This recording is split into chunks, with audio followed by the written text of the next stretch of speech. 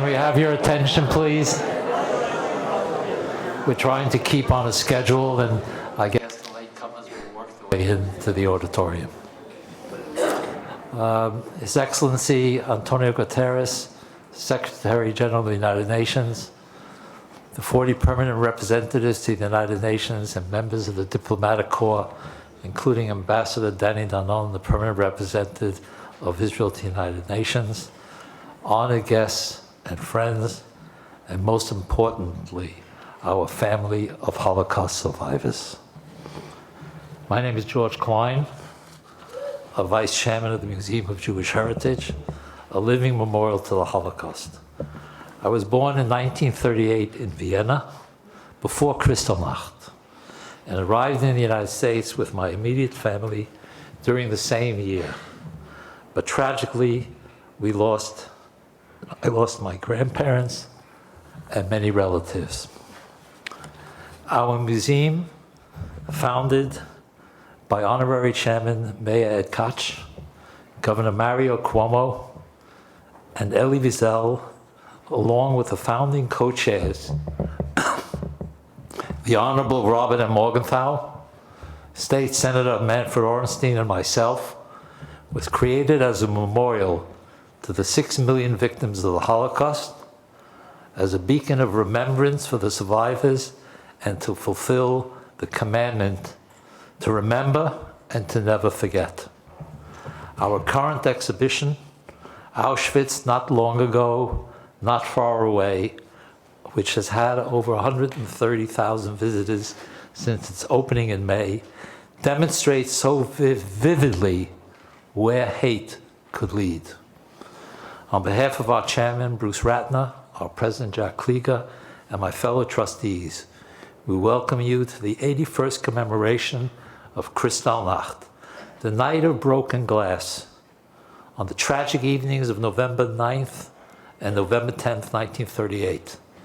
Violent Nazi mobs destroyed approximately 270 synagogues and their artifacts in Germany, Austria, and Sudetenland, and plundered hundreds of Jewish businesses and killed or imprisoned thousands of Jews. Regrettably, only 75 years since the liberation of Auschwitz in April 1945 and the establishment of the State of Israel in 1948, we are witnessing a serious rise of anti-Semitism worldwide, especially in Europe, the Middle East, and in the United States. Each year, when Jews around the world remember Kristallnacht, there is both great sadness, but also hope. Hope that such barbarism against Jews will never happen again, that governments like the Nazi regime will never exist again, and that neighbors will never again become complicit or morally complacent. The following words spoken by the noted Israeli historian and Holocaust scholar, Professor Yehuda Bauer, it spoke in the Bundestag in 1998, may capture the meaning and purpose of our commemoration ceremony this evening. Maybe, quote, maybe we should add 3 additional commandments to the 10 commandments. You, your children, and your children's children shall never become perpetrators. You, your children, and your children's children shall never allow yourselves to become victims. And you, your children, and your children's children shall never, but never, be passive onlookers to mass murder, genocide, or to a Holocaust-like tragedy. Before we begin the official program this evening, which will include the keynote address by the Secretary General, Antonio Gutteres, followed by speeches by the Israeli Permanent Representative to the United Nations, Ambassador Danny Danon, who chairs numerous important committees and has served since October 2015, and Mrs. Phyllis Heidemann, President of the March of Living. We felt it would be meaningful to open the commemoration by sounding the only known surviving shofar from the infamous concentration camp Auschwitz. This shofar was smuggled out by Mr. Chaskel Taidor in 1945 during the death march to Buchenwald concentration camp and epitomizes the ultimate symbol of spiritual resistance. Upon his liberation from Buchenwald, he immigrated to Israel, and the shofar remained in his family until it was given on loan to our Auschwitz exhibition by his daughter, Professor Baumel Schwartz, for his first public view. Tonight, Rabbi Eli Babish from the Fifth Avenue Synagogue will sound this shofar, followed by the memorial prayer chanted by Cantor Yitzhak Meyer Helfgott, chief cantor of Portuguese Synagogue, led by Rabbi Arthur Schneier. May I ask our chairman, Bruce Ratner, our president, Jacques Kliger, with Luis Ferrerio, director of Musealia and producer of this exhibition, to join us on the stage.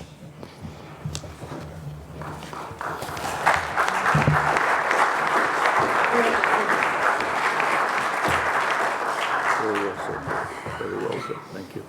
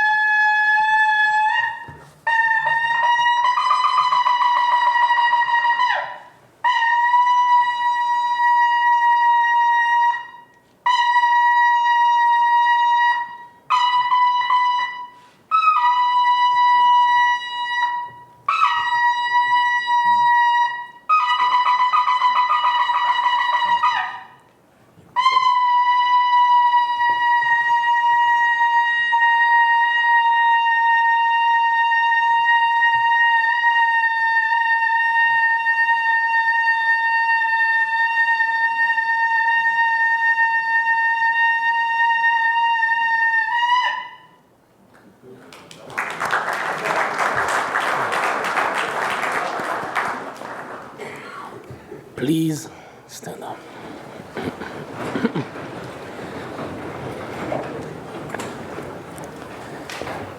El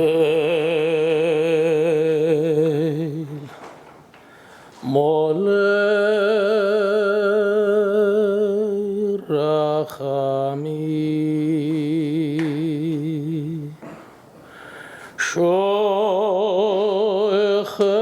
Shoechein Bameromi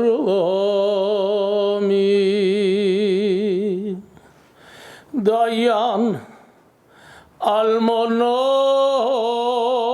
Almonois Vavi Yesoimi Hamtzei Menuchonechoyno Tachas Kanefei Ashechino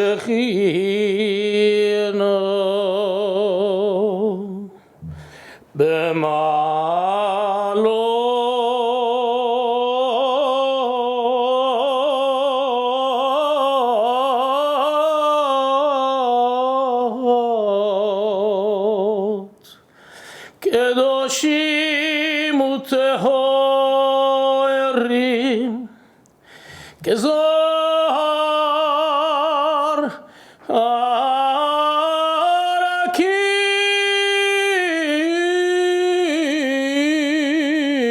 Arakia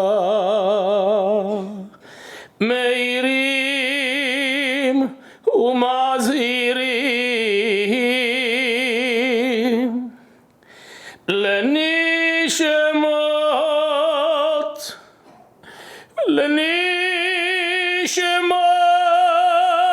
Sheishes Milyonim Anashim Nashim Vataf Shenergu Veshenishchatu נחנקו ושנשרפו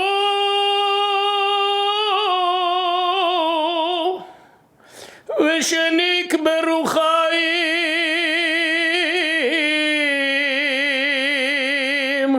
על קידוש השם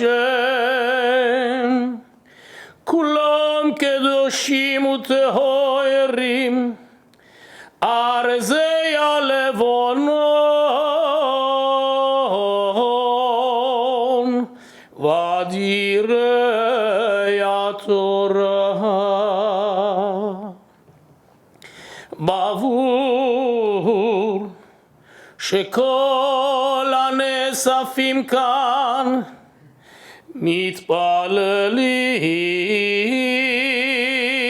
מתפללים לעילוי נשמותיהם בגן עדן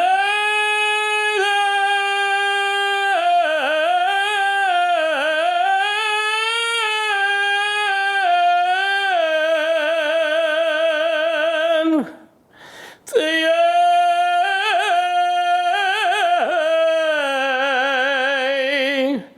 מנוחתם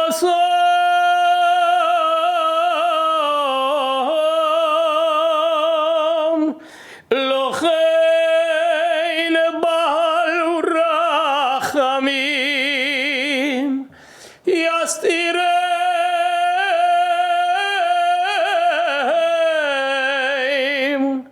בסייסר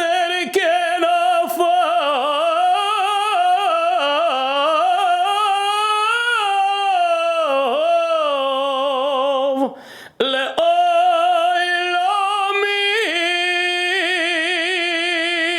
לעולמים ויצרור בצרור החיים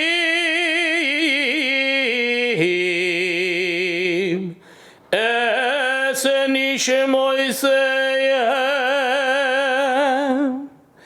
אדוני הוא נחלתם יזכור הקדושם ותעמוד לנו ולכל ישראל צדקו שום ויעמדו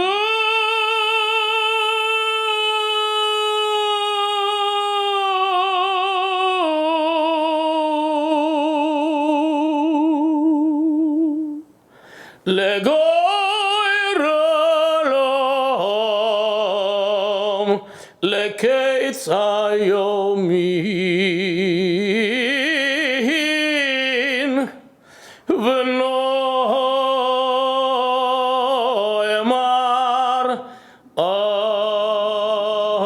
אמן.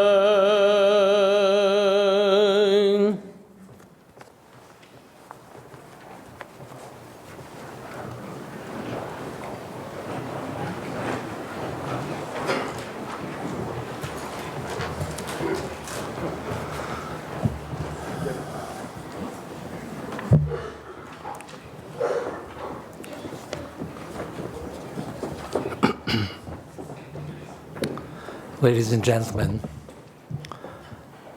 it's emotional, so please forgive me. I now introduce our distinguished guest, the former Prime Minister of Portugal and the 9th Secretary General of the United Nations, Antonio Gutteres.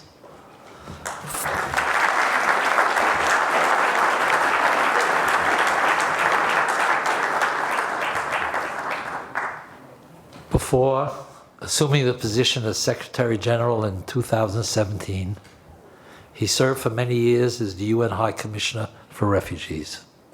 His concern for displaced persons and human dignity has been at the heart of his portfolio for all his years in governmental and diplomatic service.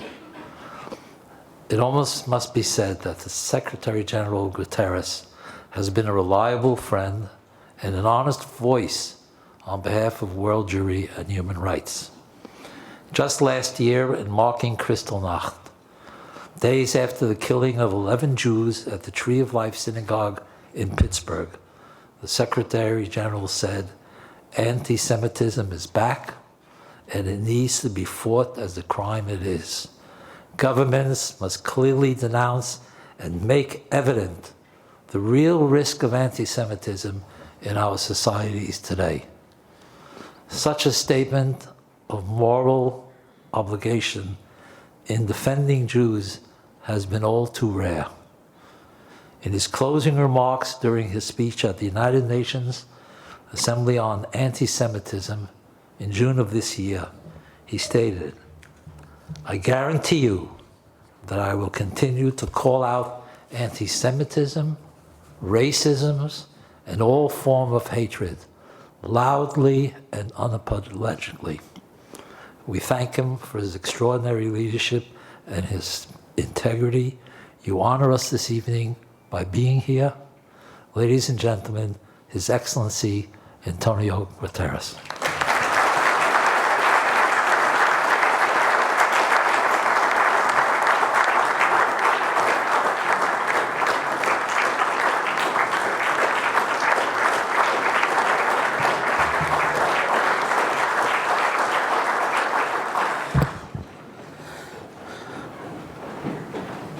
Dear Mr. Klein, dear Ambassador Denon, dear Ms. Eiderman, dear survivors of the Holocaust, dear friends, all protocol observed.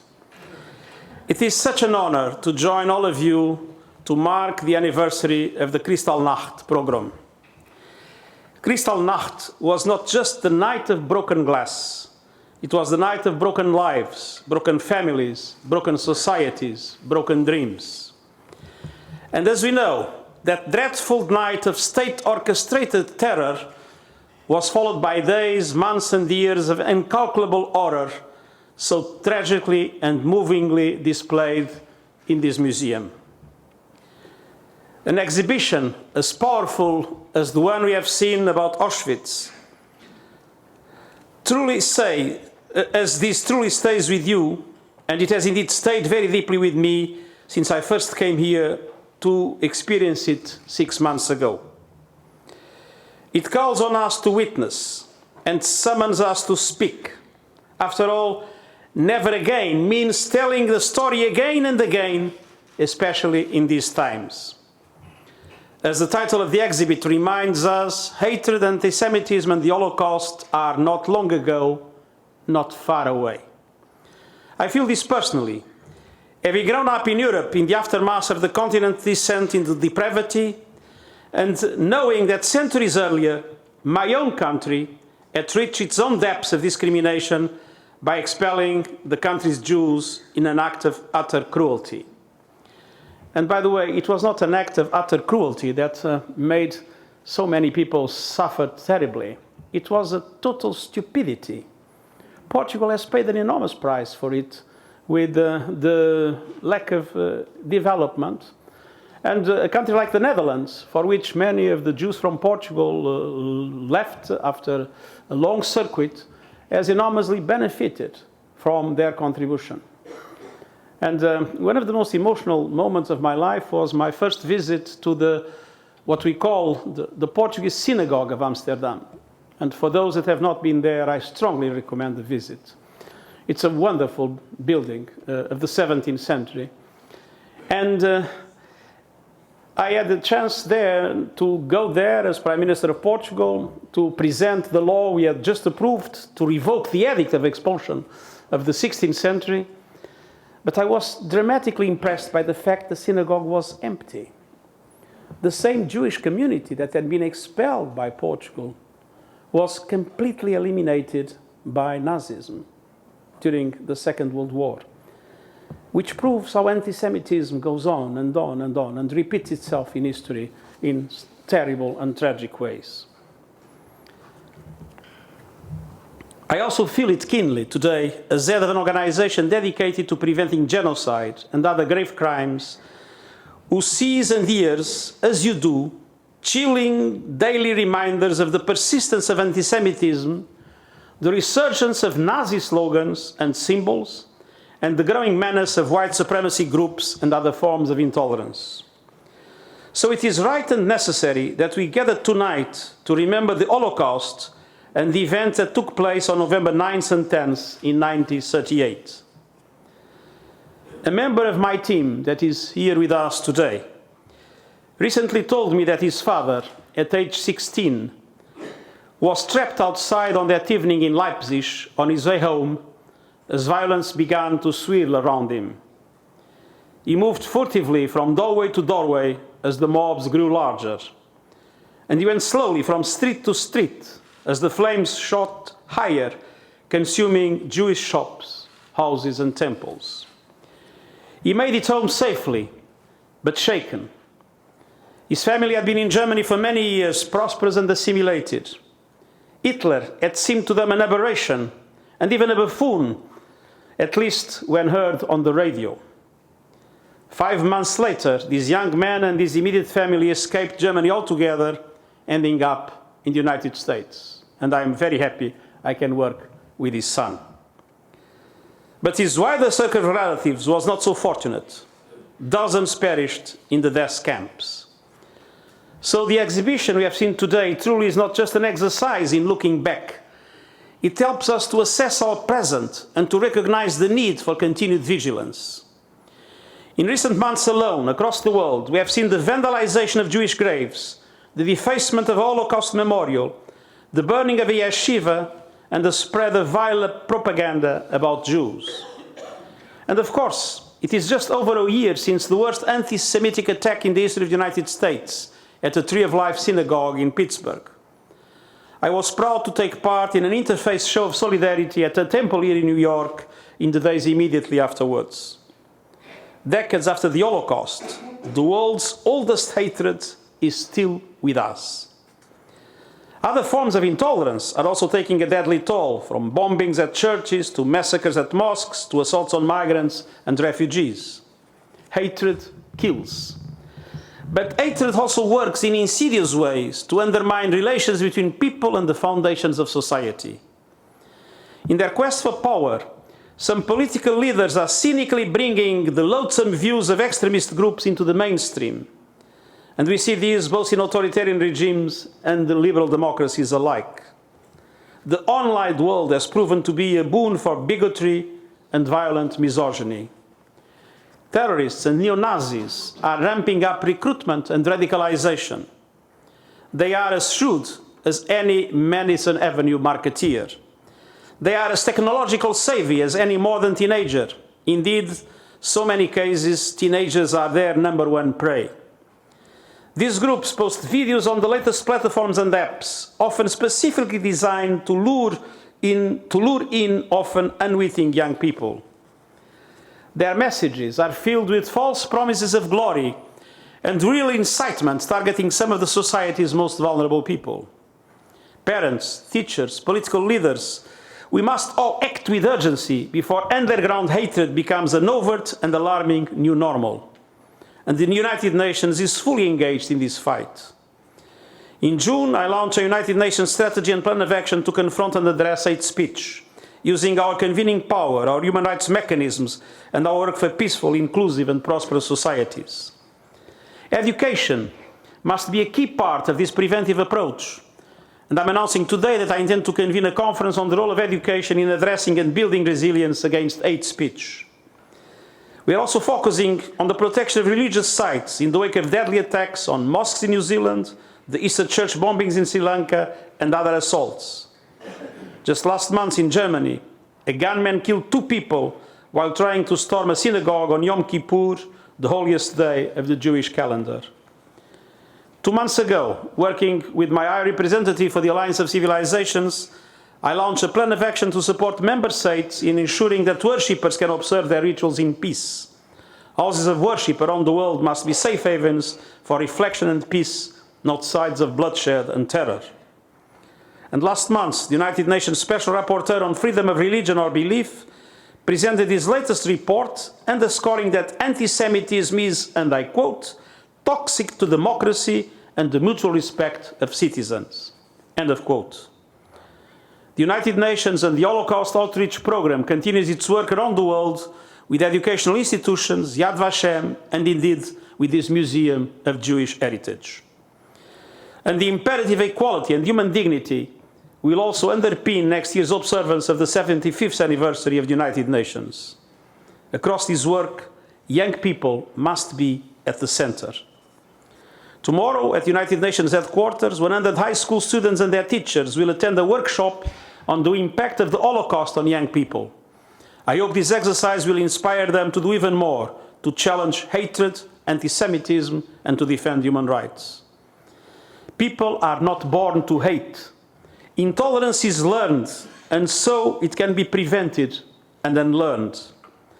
I will continue to call out anti-Semitism, racism, and other forms of hatred, and the exhibition we have seen, not long ago, not far away, compel us to work in the here and now to safeguard and uphold universal values for all. Thank you very much.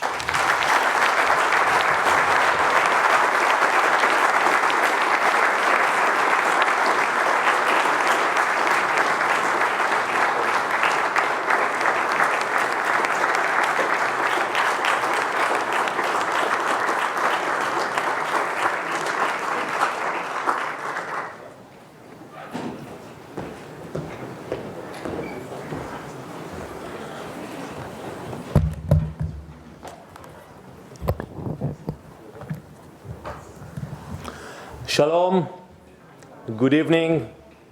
I would like to start by thanking my dear friend George Klein, Vice Chairman of the Museum of Jewish Heritage, for putting this event together. Phyllis Heidemann, President of the March of the Living, thank you very much for organizing it. Mr. Klieger, President of the Museum, Mr. Ratner, CEO of the Museum, Mr. Richard Heidemann, President of the AZM, my dear friends from the conference, Mr. Stark, Mr. Online, and Mr. Adler, the Vice President of the March of the Living in Israel. I want to thank Secretary General Gutteres for his remarks. The Secretary General has been instrumental in creating awareness to the dangers of anti-Semitism. Besides speaking at the event we held at the General Assembly and joining us in declaring war against anti-Semitism, the Secretary General has initiated programs to stop hate speech and facilitated the publishing of an important report on anti-Semitism. We have many leaders from the Jewish community. We have seen the data, but for the first time, it was a UN report that was published about the threat of anti-Semitism.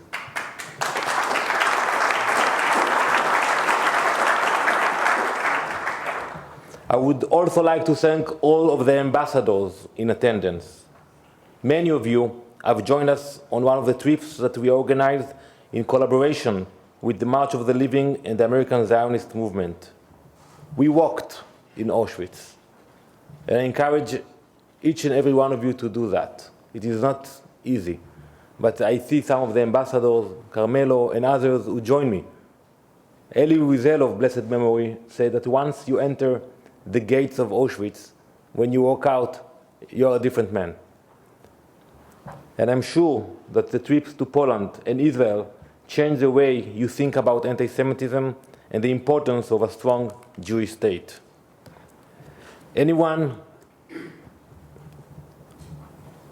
who got into Auschwitz became a witness. Anyone who has spoken to a survivor became a witness. Anyone who has visited the important exhibit in the museum also become a witness.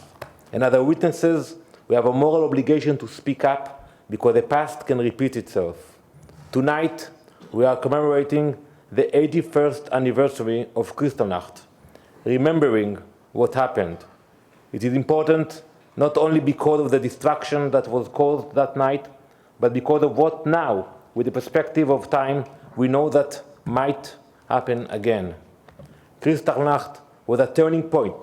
It marked the beginning of systematic violence against Jews in the Third Reich. 81 years later, now it is easy for us to see that Kristallnacht was a warning sign. However, at time, people did not see it as such. They rationalized it. They tried to ignore it. Remembering is important, because if we remember what happened that night, maybe we can prevent it from happening again. Today, we are experiencing similar trends. Israel's right to exist is being questioned, and it has become the target of anti-Semitically motivated boycotts. Some would like to think that the devastating attack in Poway, California, was a one-time tragedy. The horrific shooting in Pittsburgh was an isolated event. The incident in Germany this past Yom Kippur was a confined act, but they were not. They were a part of an increasing wave of anti-Semitism and anti-Semitic acts. History has taught us that if we don't take action and stop this wave now, the worst is yet to come.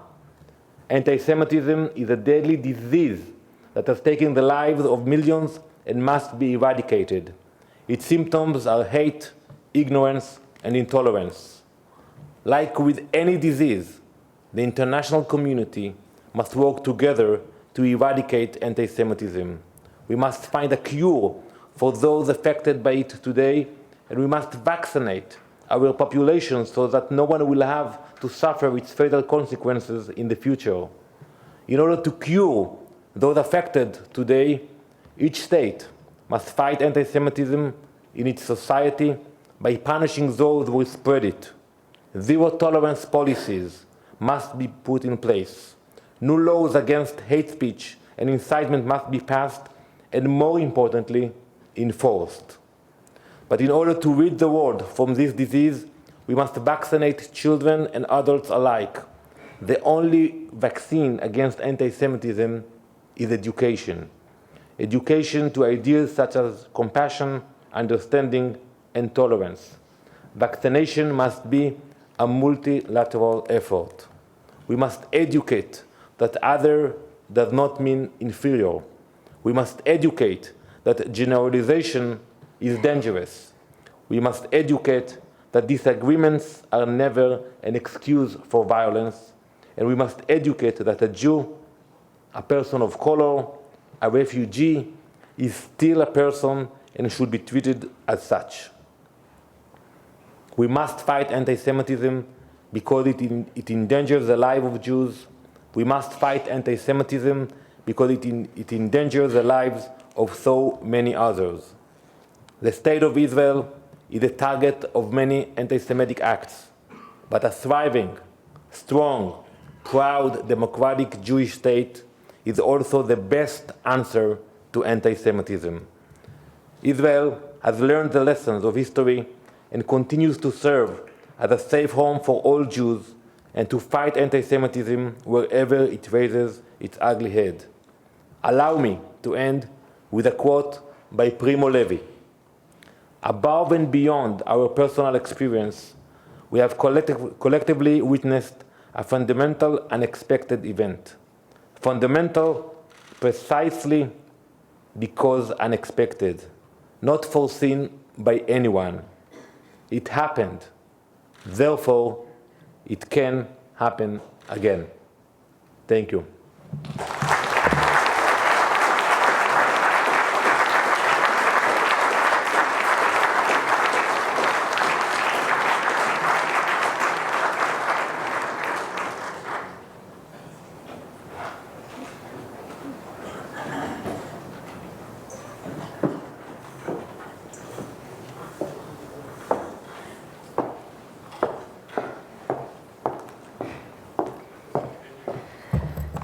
Good evening, Mr. Secretary General, Your Excellencies, our dear and honored survivors, our incomparable, indefatigable George Klein, and the board of this incredible museum.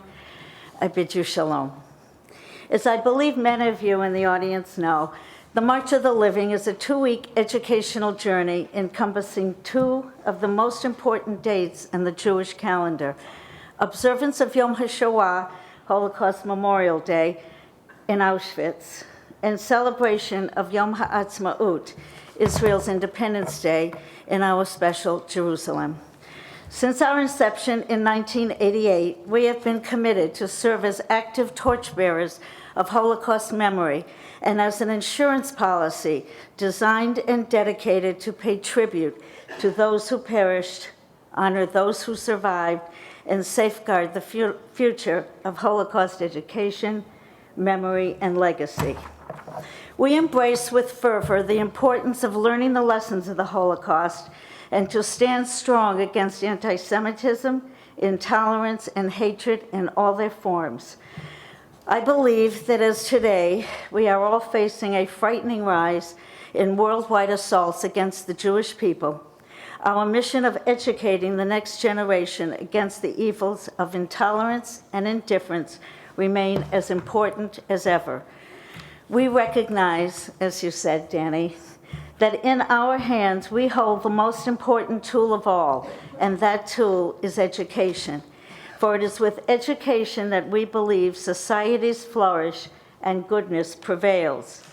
As we will read in the Torah portion, Lech Lecha, this Shabbat, God commanded Abraham to leave the comfort of his birthplace and his home and go to the land that the Lord himself guided the Jewish people to.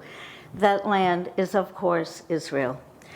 Our educators from around the world, from 150 communities, guide our participants from their homes, their safe homes around the world, on their journey, first to Poland to visit the sites of the darkest chapter in human history, where man's inhumanity to man reared its ferocious head, and then, thankfully, unto Israel, whose very existence is proof that with determination, with commitment and unwavering belief, each of us can make a difference in the human pursuit of life, liberty, and freedom. Following in the words of Elie Wiesel, Zechor L'Tovah, one of our great mentors, whoever listens to a witness becomes a witness. Our students, therefore, become messengers and agents of change in the universal desire to provide a better world for the Jewish people and for all people everywhere. They learn from the past in the present with a new understanding that the future lies in their hands. They learn the words of the great Rav Kook, who proclaimed, "I do not speak just because I have the power to speak. I speak because I do not have the power to remain silent." It is through their voice and with their action, their hopes and their dreams, that these, our young people, will help ensure that a Kristallnacht should never happen again, anywhere, to anyone. It is toward that goal that we are very proud to personally escort United Nations ambassadors from so many diverse countries and cultures around the globe and walk together on the grounds of Auschwitz, of Birkenau, in Majdanek and in Treblinka, and in the cities and on the streets of Israel. Ambassador Danone, my dear friend Danny, your vision for this initiative has proven to be both inspirational and impactful. As you, we believe that by addressing the issues of anti-Semitism and the need to combat Holocaust denial on the meaningful journeys that we take together, we have had a positive and meaningful impact on the narrative. Mr. Secretary General, we thank you for your support of these ambassadorial experiences, as well as your public determination to confront the issues facing the societies of the world with honesty, with commitment, and with fortitude. You have been a guiding light to the ambassadors who join us, to each of us, and I dare say to the whole world. It is with the goal of passing the torch of leadership on to the next generation who have the power to speak, the power to act, and the will to do both. I am pleased and proud to introduce my colleague and my very special friend, Baruch Adler, March of the Living International Vice Chairman, and two of our future leaders, two of those on whom we count that the future will be better for all, Hallie Goldstein from San Francisco, California, and Noah Tradansky, who comes to us from Johannesburg, South Africa. It is through them and their actions, their commitment, and their work to provide a better world for our people and for all people that we, the March of the Living, devote ourselves today, tomorrow, and as long as we can walk. Thank you.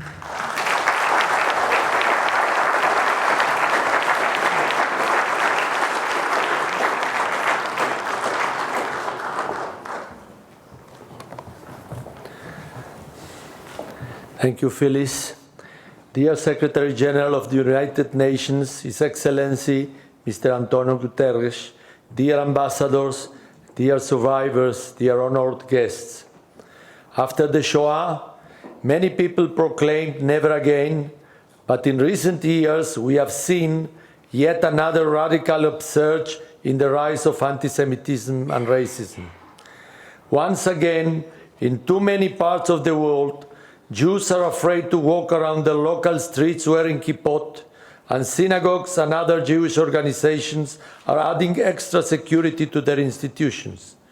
Right here in the United States, just over 1 year ago, the worst hate crime in the history of this country took place with the murder of 11 innocent Jews praying at Pittsburgh Etz Chaim Synagogue by a hate-filled white supremacist.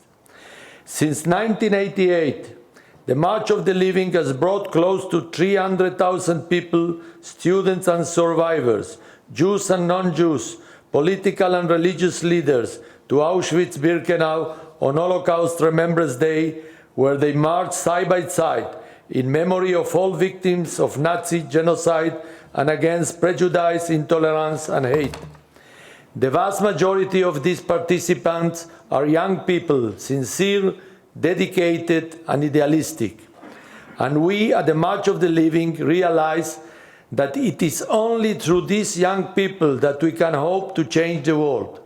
So we decided to create a follow-up program for a select group of March of the Living alumni, the cream of the crop.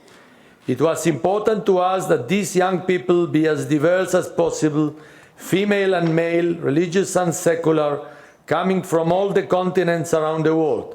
And so, for the first time in our 32-year history, earlier this year, 21 of our top alumni participated in the first ever International March of the Living Emerging Leadership Conference on the Shoah and combating antisemitism, racism and intolerance.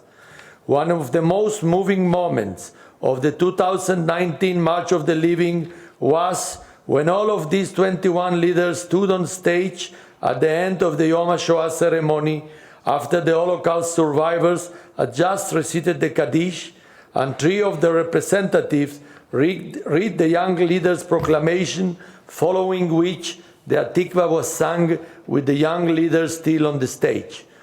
Watching these 21 leaders on the stage read their just crafted declaration and then sing Hatikvah was like watching the passing of the torch of memory and leadership from one generation to the next.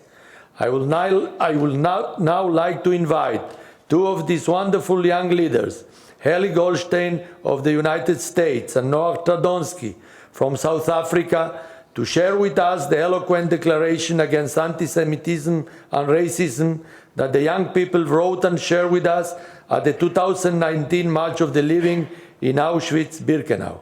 Heli and Noah, please.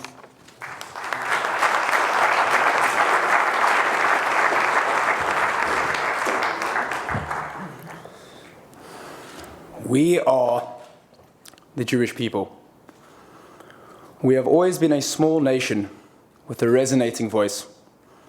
Our 4,000-year-old story is rich with love and triumph, though rife with hatred and tragedy.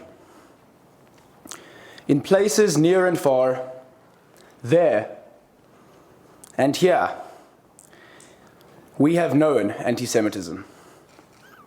Targeted, chased, expelled, isolated, killed, and nearly exterminated. We are the Jewish people. We knew anti-Semitism then, and we know it today. Acts of anti-Semitism and all types of hatred are further spreading the destructive impact of intolerance. Standing here today together, Jews and non-Jews alike, we must not remain idle in the face of evil, no matter its form or expression.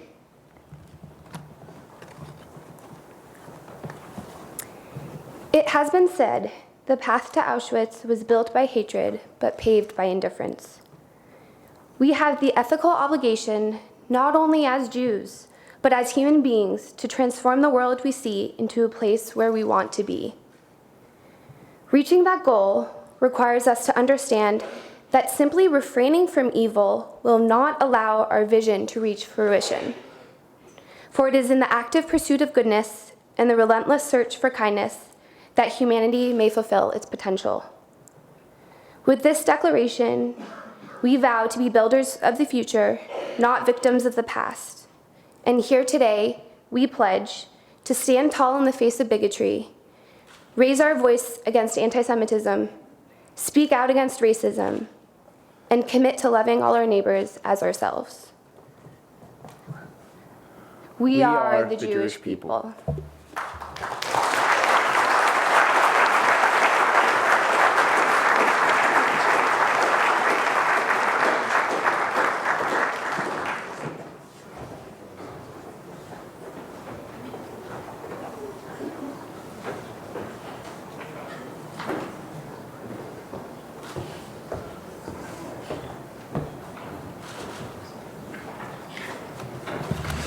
I'm Bruce Ratner, and I'm fortunate enough to be chairman of this extraordinary museum. And in closing, what I really want to do is thank all of you for being here. And I especially want to thank George Klein, who both was the inspiration for the exhibit, the inspiration for tonight, and has been such a leader in our community. So thank you, George.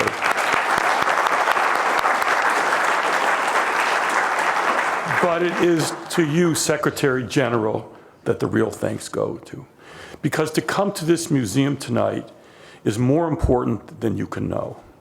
It touches all of us that you would take the time, that you have made the effort in the past, and you make the effort tonight. It is touching and moving for this museum, and I've been in many, many different programs at this museum, and in some ways this has been the most touching to have you here. Your work on both preventing anti-Semitism and your work on human rights is unparalleled, and we are touched and moved and inspired by your being here and what you said. So thank you so, so much, really. And Ambassador Dananth, your words were moving, important, and what you do for the state of Israel, for the people, is noticed and acclaimed, and we thank you also very, very much. And it's the March of the Living. March of the Living, since 1988, has been one of the most important part of remembrance for Jewish people and for really human rights and for the world. So we thank you, Phyllis Heidemann, and the March of Living, the emerging young leaders especially. Your youth and your freshness is something that we will always remember. And to all of you here tonight, well, I think that's really special. To survivors and all of you here tonight, we welcome you, we thank you, and we hope to see you soon again. Thank you all very much. The exhibit will be open for another hour. Please go see it. It is obviously extraordinary and wonderful and moving. Thank you all for being here.